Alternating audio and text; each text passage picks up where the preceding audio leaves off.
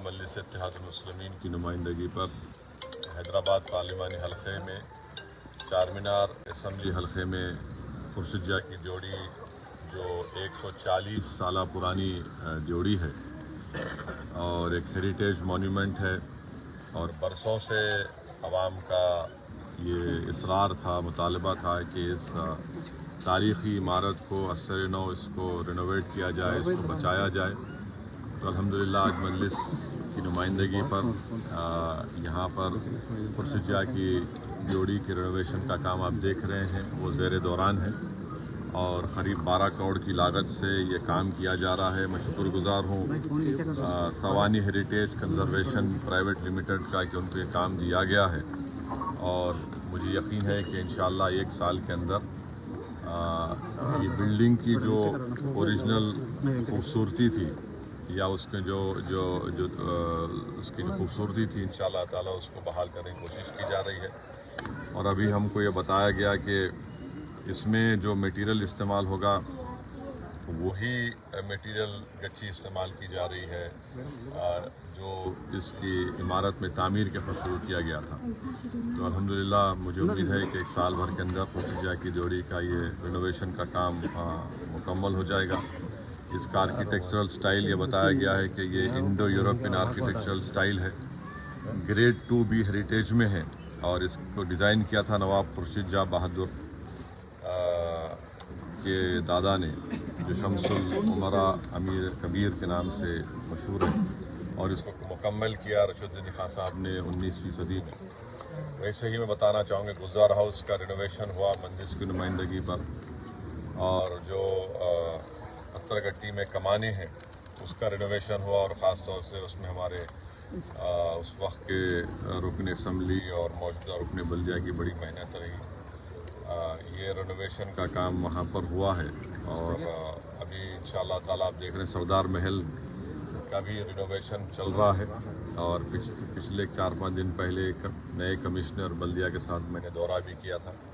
तो ये हमारी कोशिश यही है कि इस हेरिटेज जो हमारे हैदराबाद का है उसको बचाया जाए, उसको अच्छा किया जाए और इंशाअल्लाह ताला इससे टूरिज़म में इजाफ़ा होगा।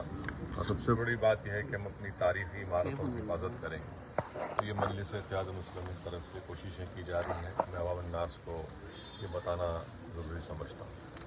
अच्छा जी, आज ज्ञानवापी वाला जो आया है उसके अभी मैं जजमेंट पढ़ा नहीं मैडम, जजमेंट पढ़ के ही बोल सकता हूँ। सर, स्टेट गवर्नमेंट कल परसों से सब्सिडी सिलेंडर देने को जा रही है, 40 लाख आदमी को ही देने वाली बात कर रहे हैं सर, इसके बारे में आपका रिएक्शन?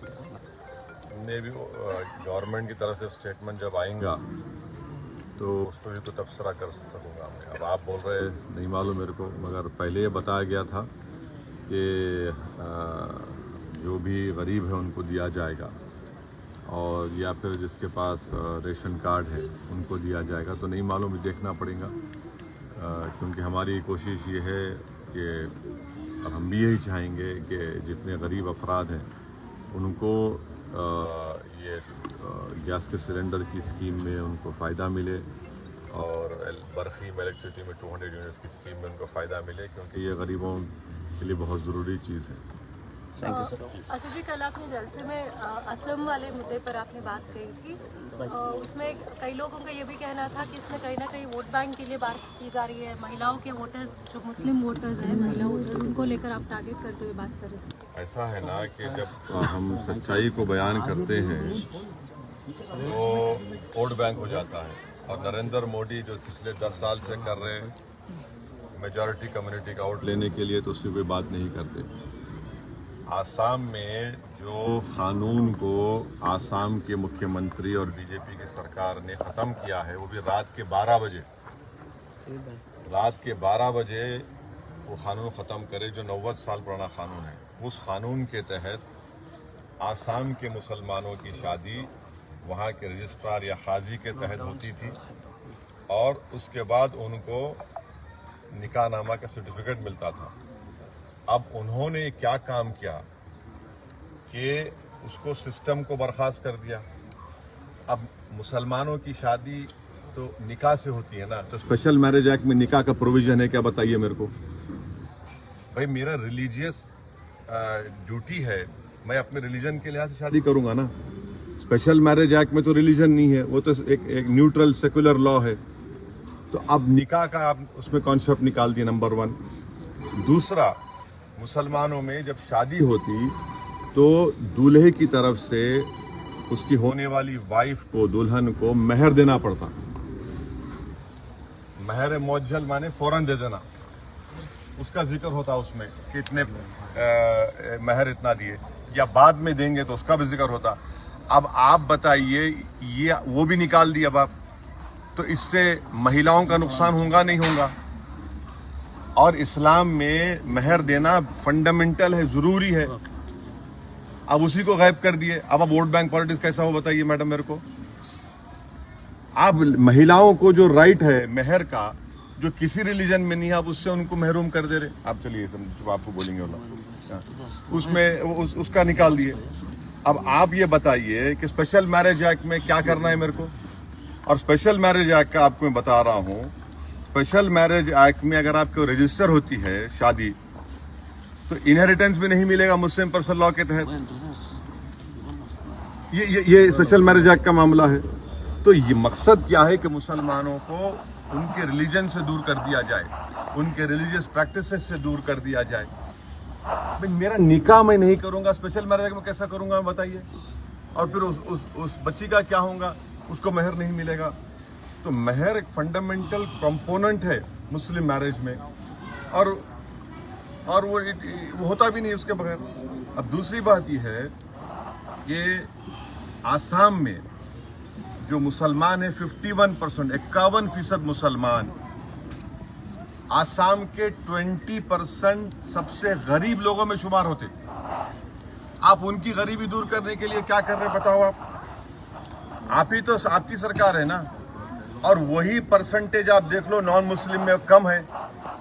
गरीबी जिसमें ज्यादा है वो मुसलमानों में, आप उनकी मदद नहीं कर रहे। और इसी चौथी बात यह है कि भारत सरकार का डेटा है 12 लाख बच्चियों की या बच्चों की चाइल्ड मैरिज हुई। कितने मुसलमानों की बताओ? मैं चैलेंज कर रहा हूं आरएसएस, बीजेपी, विश्व हिंदू परिषद और वहां के हेमंत बिस्वा शर्मा को, बताओ 84% नॉन मुस्लिम की हुई चाइल्ड मैरिज, 11% मुसलमान उसमें है। मगर आप बाजा बजा रहे, हमारा बदनाम कर रहे पूरे देश में। चाइल्ड मैरिज सब में हो रही। पांचवी बात यह है कि फीमेल फिटिसाइड और इन्फेंटिसाइड आसाम में बहुत बड़ा प्रॉब्लम है। आसाम के मुख्यमंत्री को जवाब देना पड़ेगा, क्या यह बात सच नहीं है कि अगर 1000 बच्चे पैदा होते तो 923 बच्चियां पैदा होते? इसको रोकने के लिए क्या कर रहे हैं आप? और 2036 माने 2036 में वहां पर